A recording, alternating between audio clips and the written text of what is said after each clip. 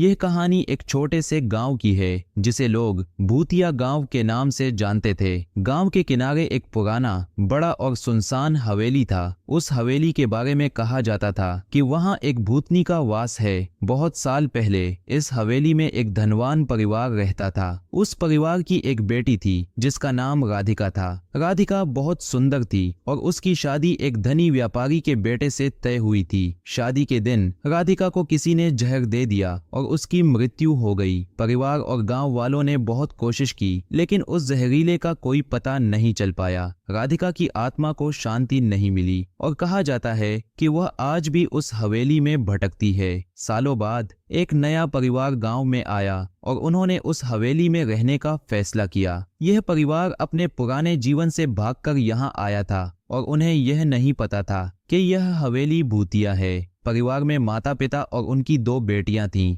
सुमन और नीतू। जब वे हवेली में पहुंचे तो उन्होंने महसूस किया कि हवेली में एक अजीब सा सन्नाटा है। पहले दिन सब ठीक रहा लेकिन रात होते ही अजीब घटनाएं शुरू हो गईं। आधी रात को सुमन ने अपने कमरे में किसी के रोने की आवाज सुनी। वह डर गई और अपनी बहन नीतू को जगाया। दोनों बहनें अपने माता पिता के कमरे में गईं और उन्हें जगाया। माता पिता ने सोचा कि यह उनकी बहनों का वहम है और उन्हें सोने के लिए कहा। अगली रात नीतू ने अपने कमरे में दरवाजा अपने आप खुलते बंद होते देखा। वह चिल्लाई और सुमन ने भी दरवाजे के बाहर एक परछाई देखी। अब पूरे परिवार को महसूस हुआ कि कुछ गड़बड़ है। वे अगले दिन गांव वालों से मिलने गए और हवेली की कहानी सुनी। गांव वालों ने उन्हें राधिका की भूतिया कहानी सुनाई और बताया कि कैसे वह अपनी मृत्यु के बाद भी हवेली में भटक रही है। गांव के बुजुर्गों ने उन्हें सलाह दी कि वे जल्द से जल्द उस हवेली को छोड़ दें, लेकिन परिवार ने सोचा कि यह सब केवल अंधविश्वास है और उन्होंने वहां रहने का फैसला किया। तीसरी रात परिवार के पिता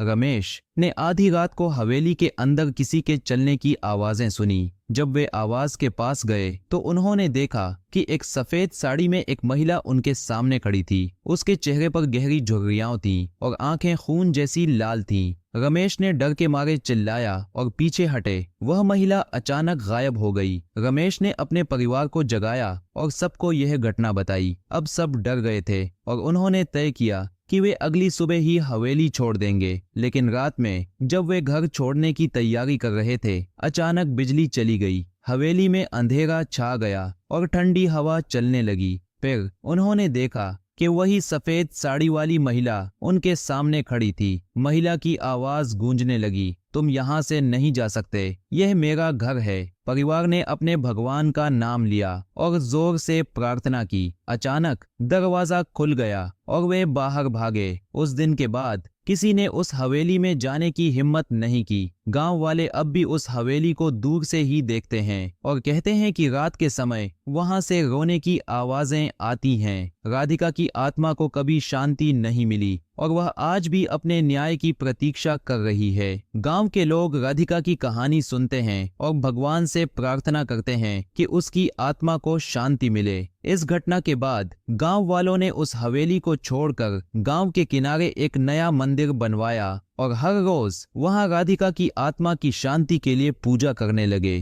धीरे धीरे गांव वालों का मानना था कि पूजा और प्रार्थना के कारण राधिका की आत्मा को शांति मिलने लगी है। लेकिन हवेली अब भी सुनसान और डरावनी बनी रही और किसी ने भी वहां जाने की हिम्मत नहीं की। इस प्रकार यह भूतिया गांव और हवेली की कहानी गांव वालों के दिलों में सदैव के लिए बसी रही। यह कहानी एक सबक बन गई कि किसी की आत्मा को कष्ट देकर